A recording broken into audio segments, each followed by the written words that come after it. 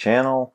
Today's fly is the Little Brook Trout, and it is out of a series of flies I'm doing from Trout Fishing by Joe Brooks, one of my favorite fly fishing books. So this fly originated in Maine and was tied for years and years, and you don't see them anymore, but it's a very neat fly, really neat streamer pattern. So let's get to it. Here's how we tie it. So this is the fly for today. It is a Little Brook Trout, and it's tied the way it appears in the Joe Brooks book. So here's how we tie this.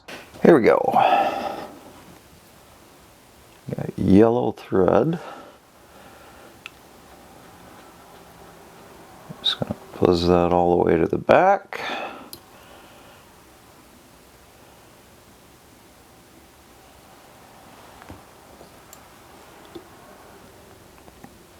And this one uses golden pheasant for the tail, in the Joe Brooks book anyway. So I've seen a couple variations of that, but we're going to use the golden pheasant. Okay, and I'm going to bring that all the way down. And trim that off. That gives it more durability and you don't get the bump at the back end.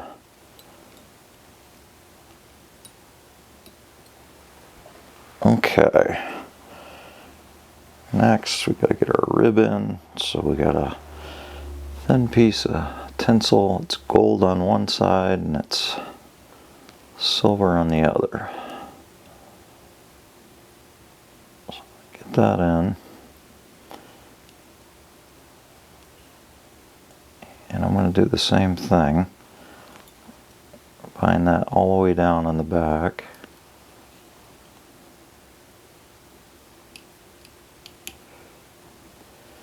And just bind it down tight.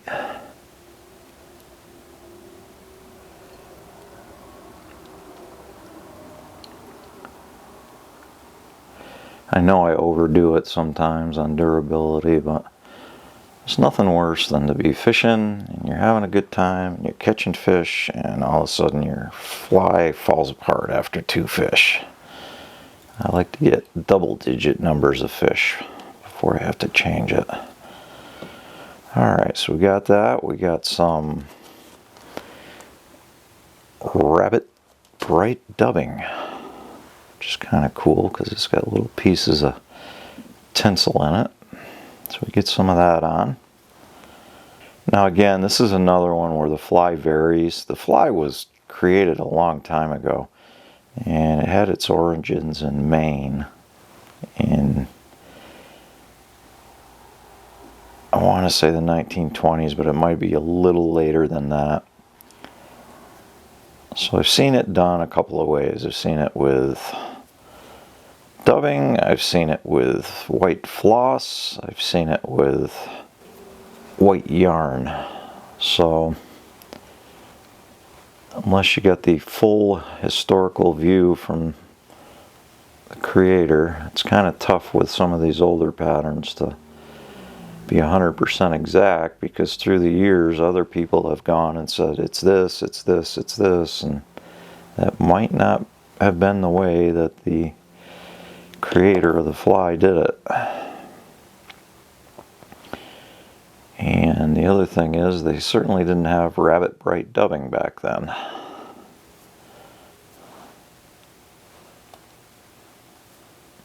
So there's nothing wrong with putting a modern tweak or two on the old style fly if you can do so without losing the whole idea of the fly.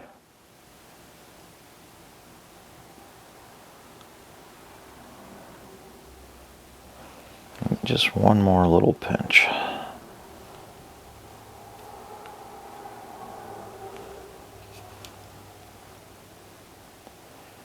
Okay, so I'm going to counter wrap the tinsel. And all that means is if I wound the dubbing on clockwise, the tinsel is going to go on counterclockwise. So we'll just get that in, and that's going to make a nice rib for the fly.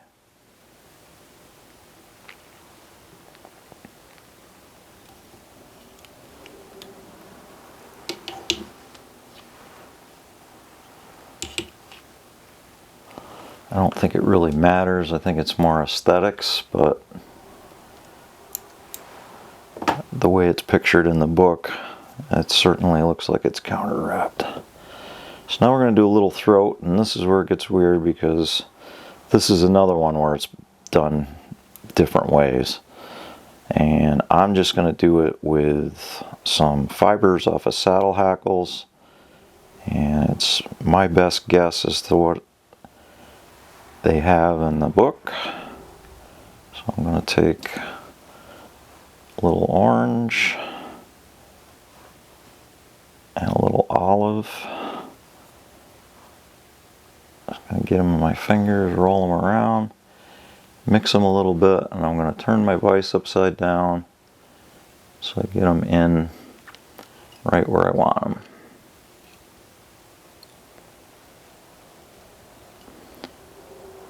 And we'll trim those off. Don't need a lot, just enough to give it the look. Okay, and coming back. Now this one has hair wing, and it's mostly calf tail, but it's got 4 layers, so you can't go too thick. So you want to go a little sparse with each one that you're doing. So to start off, we got some white. I'm just going to take it and, without doing the hair stacker, get it pretty even. And that's going to be my first wing. I'm actually going to take maybe a third of that and get rid of it. Again, because you want to be sparse, you don't want to be going too much with that many layers of hair. Alright, so here we go with that.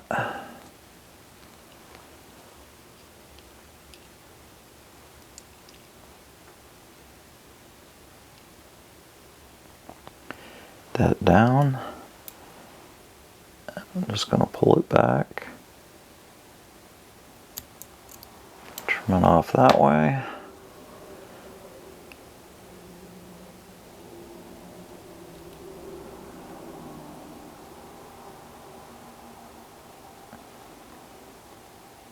There we go. Next we got orange. Get some long orange calf tail.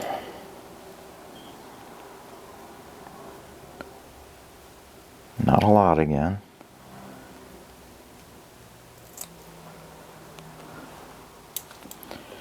Just even that up.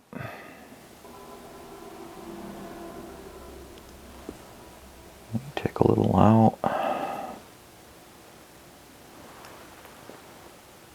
And we're going to get that in.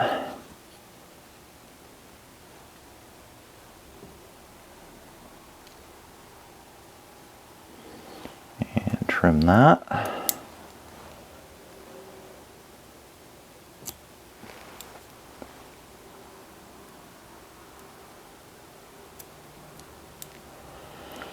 Now the next one's where it gets goofy.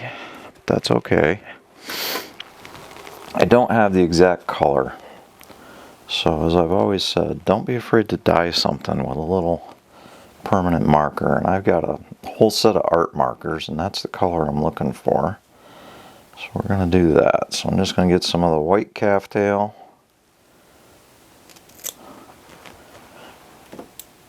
And I'm going to take my marker.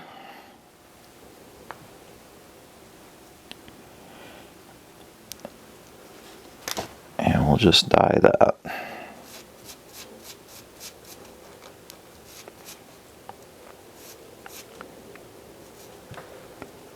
Make sure you get both sides.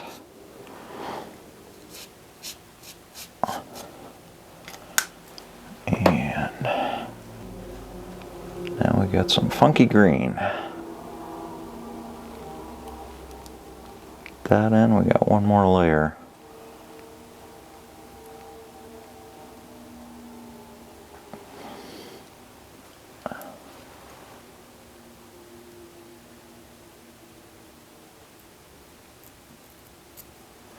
Last but not least, top's gonna be squirrel tail.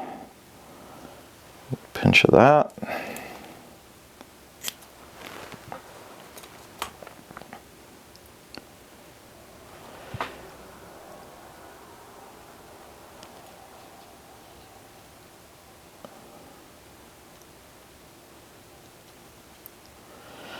Give it a trim.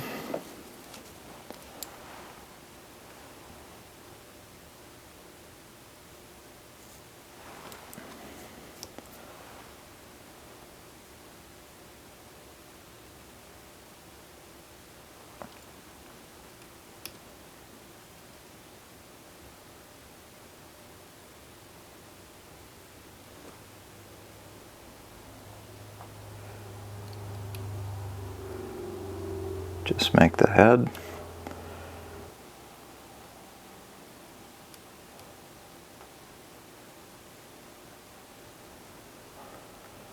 Turn my vise, make sure I got it all covered. Looks pretty good.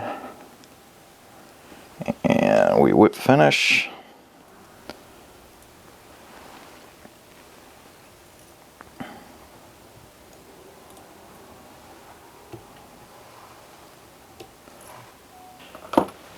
And trim that.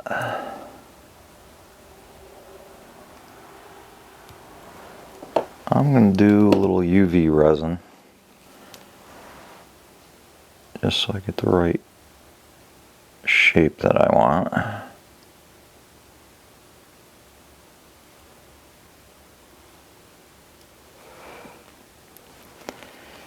And we'll cure it.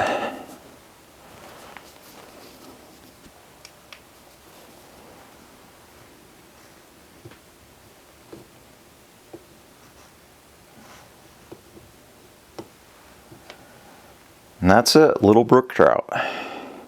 So there's a lot going on with the channel. If you haven't already done so, please like and subscribe and share it with your friends. We continue to grow, which is a great thing. I'd like to get even more subscribers and get more people watching the videos. And please remember that I've got fly fishing content too. Got some neat footage of smallmouths, panfish, and some backcountry brook trout. Even some technical dry fly fishing. Got fishing in New York, Pennsylvania, down in North Carolina. So there's a bunch of fly fishing content too for you to enjoy. Thanks for watching.